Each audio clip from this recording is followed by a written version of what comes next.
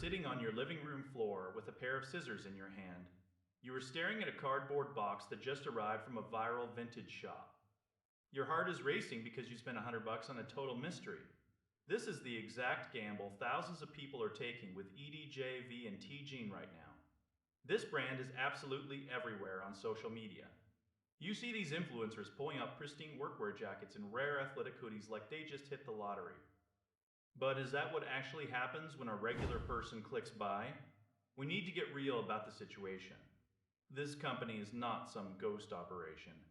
They are not a fake website designed to steal your credit card info. They are moving a massive amount of inventory every single day. We are talking about thousands of transactions and a huge footprint on major review sites. People are definitely getting their packages. That part is undisputed. However, the gap between what you see on a polished video and what lands on your doorstep can be a massive canyon of disappointment. This is the classic mystery box trap. The business model depends entirely on variability. They source secondhand gear from big names like Nike and North Face in bulk. Then, they sort it into these bundles. When you buy a box, you are essentially paying for a curation service. Sometimes that curation is elite.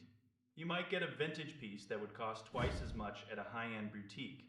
Other times, you get a faded shirt or a brand you have never heard of. It might look like it came from the bottom of a dusty donation bin. The split in customer feedback is honestly wild. Half the people are screaming from the rooftops about how they found a gold mine. The other half feel like they just got misled. It is not a scam in the legal sense. You paid for a box of clothes and you received a box of clothes. But the marketing is doing a lot of heavy lifting here. Social media creates this distorted reality where every box is a winner. In the real world, someone has to get the leftovers.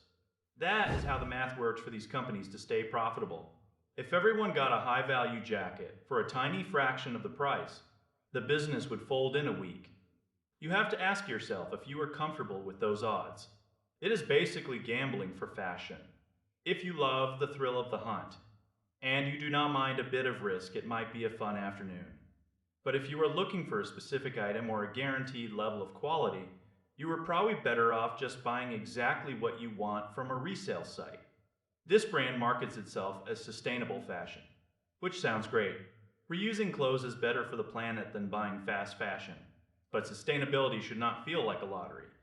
The hype is real and the company is legitimate, but the consistency is a total coin flip.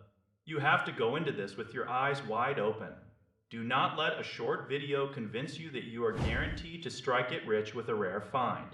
Most of the time, you are just buying someone else's old clothes at a premium price for the sake of the surprise. The thousands of reviews on Trustpilot tell a story of two different worlds. One world is full of excitement. The other is full of regret. There is very little middle ground here. That tells me the experience depends almost entirely on which bin the warehouse worker reached into that morning. If you are okay with those stakes, then go for it. Just remember that the house always has an advantage in any game of chance. Keep your expectations grounded.